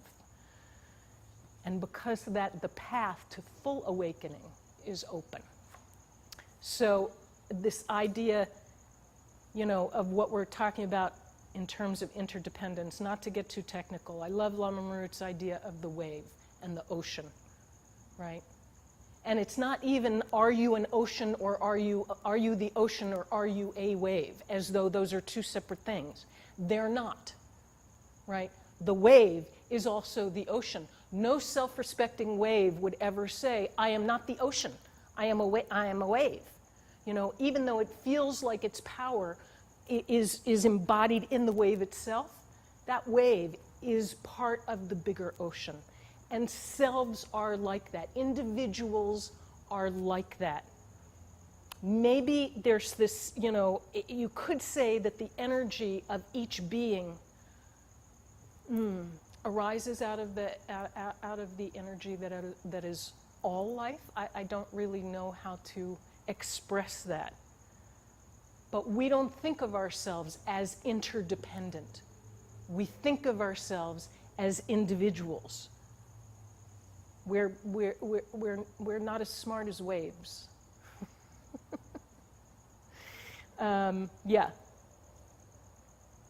And that, so when we do all this emptiness stuff, and the emptiness of the glass, and the emptiness of the pen, and all of that kind of stuff, the most important part of it is the emptiness of ourselves, right? And what are we? We're empty of being what we think we are, which is independent, stable, unchanging selves.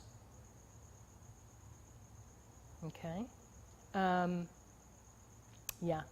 So the text talks about these basic states of mind: desiring, I want, but it's not necessarily about, I want this water. It's about the wanting. The wanting itself. And then there's something that the wanting is fixated on. I want this water. I desire this water. I long for this water. But it's about the state of mind that is desiring. Okay, that is wanting. It's about the wanting itself. The same with aversion or hating, as it says in that little section. It's not so much about what you hate or what you are averted from, what you feel aversion for. It's about the hating, the aversion itself, that feeling of revulsion. And then the deluded, or the ignorance. This one pervades the other two. It's that idea,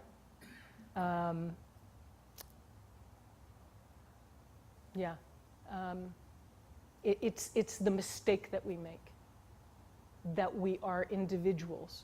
We are deluded in that way. And then we give credence and power to this desire and this aversion.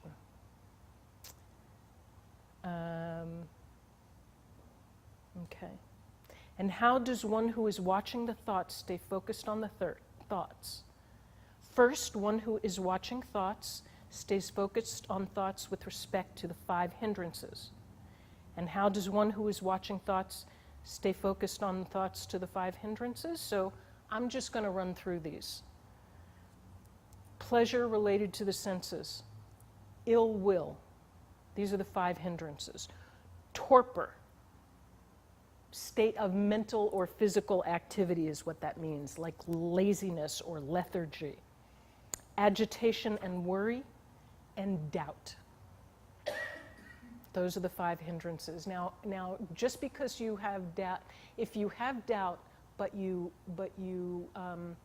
work with it, but you kind of, okay, I doubt this, I have doubt about this.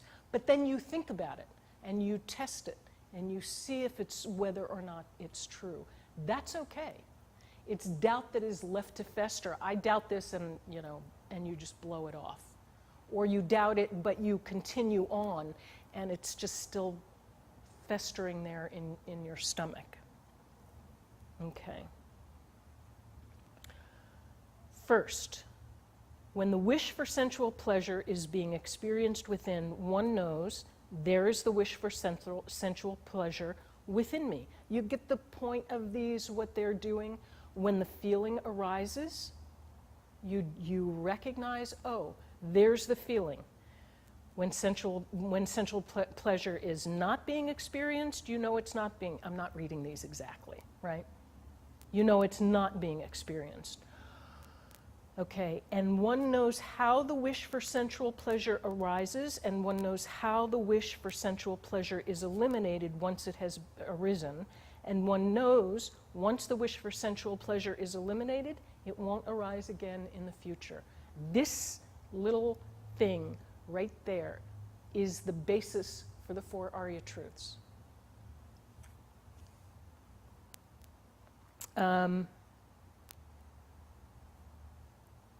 Yeah, and then the other 4 hindrances, he goes through the same process with the other 4 hindrances, because that was about sensual pleasure. So the next one is ill will. So he goes through that. But in terms of the 4 Arya truths, it's a way of being motivated. You can use the 4 Arya truths as a way to motivate you to be detached, to let the cloud that's moving through the sky, right? I talked about that earlier. To let that just pass through, rather than, like follow that cloud through to its end. The more you follow it, the more power it gets. So you can use these. You can use the 4 Arya truths. You can bring on that detachment because you know that you suffer, first of all, right? That the cause for your suffering is the is the desire for sensual pleasure and the aversion for, things you don't like. And what you are willing to do to seemingly satisfy it, or what you have done in the past to satisfy it. Then it says that you know that you can eliminate the wish for sensual desire. And if you eliminate it, you will gain the happiness that you have been seeking by other means, that you have been seeking by trying to satisfy the desire. Rather, you eliminate it. And as a first step, you detach from it. And then the 4th Arya truth, which it says right there, where it says one knows once the wish for sensual pleasure is eliminated, it won't arise again. So how to do that? The 4th Arya truth. Through the wisdom that comes through study and practice and experience with the path. So this, yeah, okay. Cool. So we're still in the 4th pillar, and this is the pillar where you go through that process, right? Where the sense data registers, a feeling arises within that space of the heart-mind. And then the last one is watching the conceptualization, the cognizing, the phenomena arise. And then realizing that it's all happening as an internal process. It's not happening out there somewhere. So you'll see in the reading that you guys have that this is about 2/3 of the second class. We'll do the rest of it next week. And let's do the exercise. So one part of the exercise is, do that ultimate goal thing and write it down. You're not going to turn it in, but see if you can, bring it to words that you can, that inspire you, that remind you, and that inspire you. I keep trying to figure out how to put it on my computer as my not my screensaver, but my desktop. Still haven't figured it out yet. For me, that'd be the place that I see it the most. Anyway, okay. So the next one, the other part of it is review the reading in your notes. Sit down in a comfortable position for 15 minutes if you can, for 2 minutes if that's what you can do. And practice the 4 pillars of mindfulness. Observe without judgment or attachment your body and its physical sensations. Check your feelings or emotion. Observe your general state of mind. And finally, just watch your thoughts as they... Yeah, I should change that a little bit. Let's do a sample. Let's do a... Are we doing 15 minutes a day or 2 minutes a day or once between? The 15, the assignment says 15 minutes a day. But do what makes you happy. I think one of the most important things that you said, it took me years to figure out that if I was dragging my butt to the cushion, like, what the hell was I doing? Oh, well, I'm being a good little Buddhist. I'm dragging my butt to the cushion every day. And,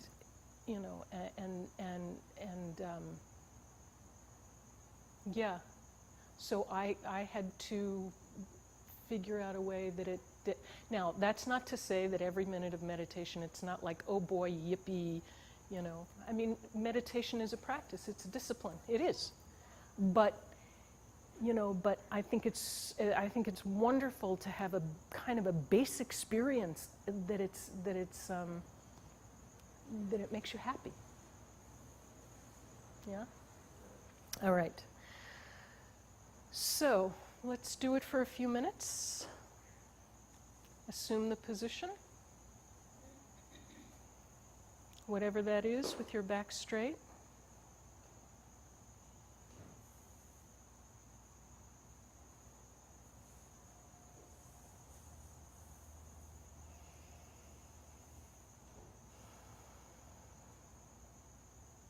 And the first pillar is the body or the physical.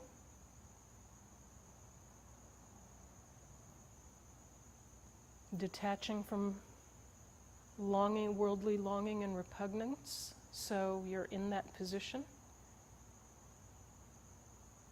And one thing that your body is always doing is breathing. So you just take a few deep breaths. And then just let your body breathe itself.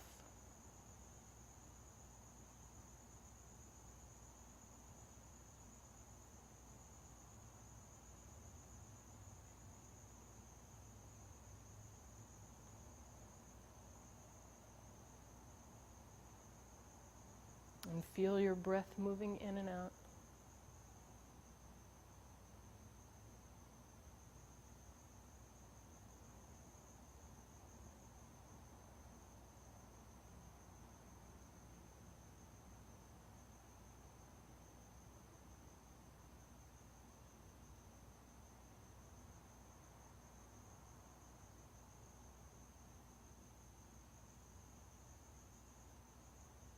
And then the second pillar is the feeling. So as you have the sensation of your breath moving in and out, see if there's a feeling that arises. See what feeling arises that is associated with it. Maybe it's agitation.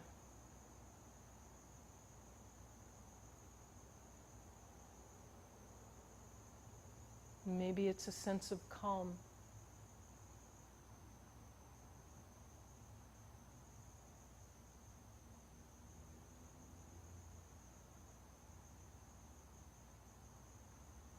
Could be any number of different kinds of feelings, emotions maybe that arise. Don't decide what the feeling is, just see what arises.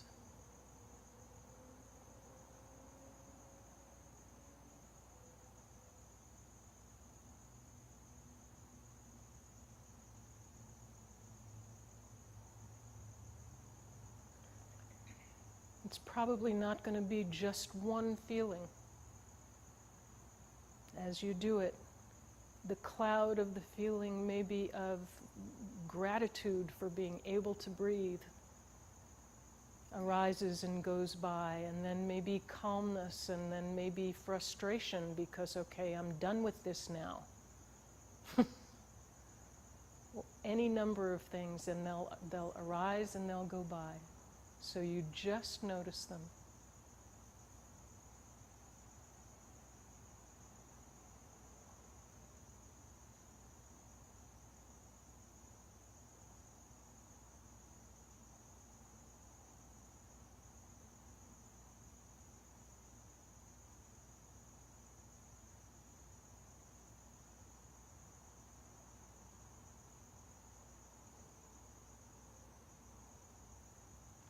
And then the third pillar is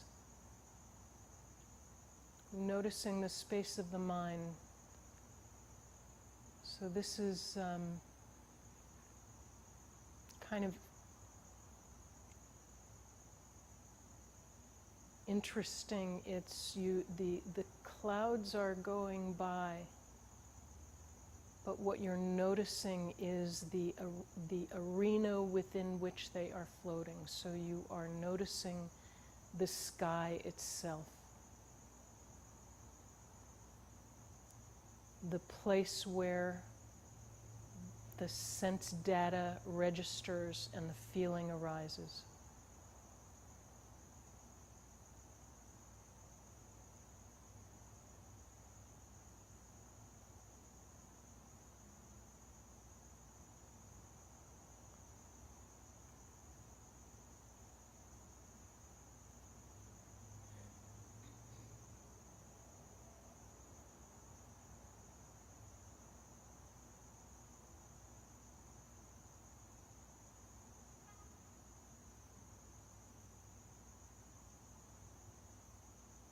And then the fourth pillar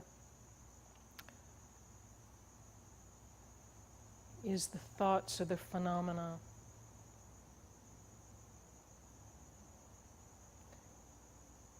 Not in the sense of watching individual thoughts like clouds going by, but more the process that has been happening as an internal process.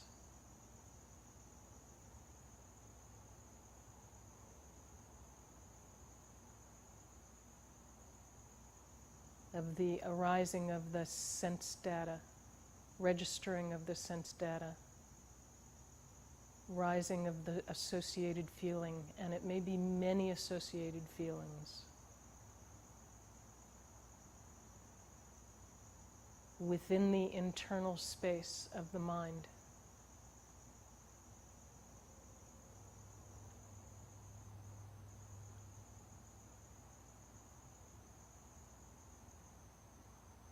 Becoming a cognition, a labeling.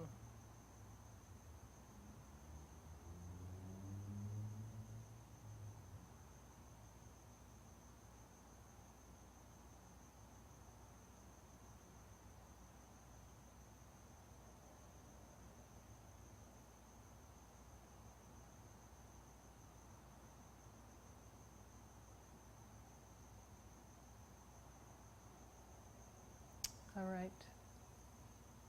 Bring it to a close.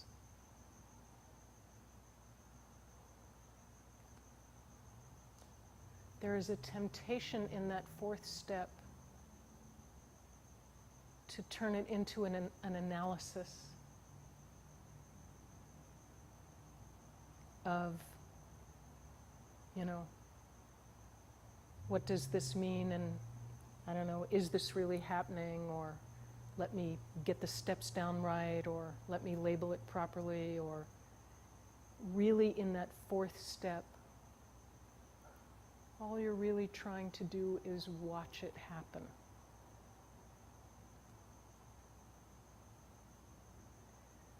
And then also one of the things that you may notice with this, it requires a very relaxed kind of attention. If you bring tension to it, then first of all, like the thing that happens to me is that they call it bashful maiden, like these feelings that are supposed to arise, nothing arises. Because they run like cockroaches when the light is shined on them, right? So just a very, very relaxed attention, you know, and you know, and in the fourth pillar, don't try to force it. Just try to, you know, see what happens. See if you can see it arising, but don't force it to happen. There's a certain kind of relaxation that will I mean, I've had this, it's a pretty extraordinary experience in meditation, where, you know, one situation in particular, I was meditating and I had the steps all down and I was doing all this, and you know, and I got to this, you know, and I was reviewing the steps, but it was like, you know, am I done yet? Am I done yet? For a couple of months, maybe. I don't know. But then at a certain point, you know, I said, okay, relax about this, and just let it arise. Let it, you know, see what happens. And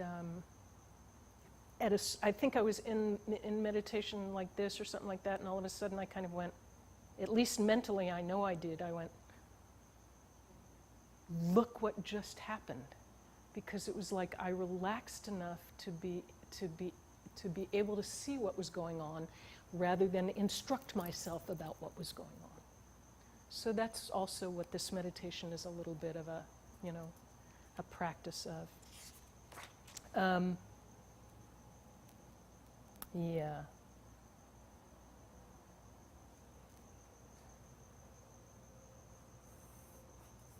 All right. Thank you very much. I don't mean to end so abruptly, but I really want to, it's 5 minutes after, and I really don't want to hold anybody. So thank you so much for coming and for messing with this stuff.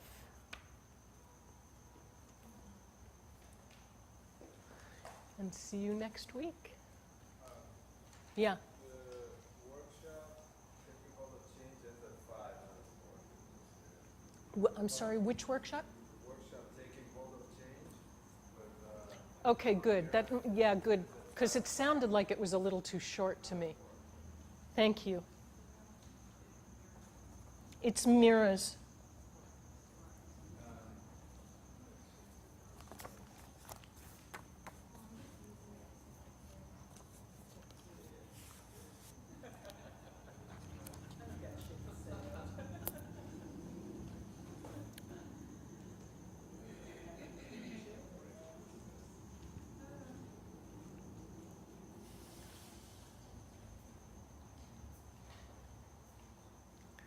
Alicia.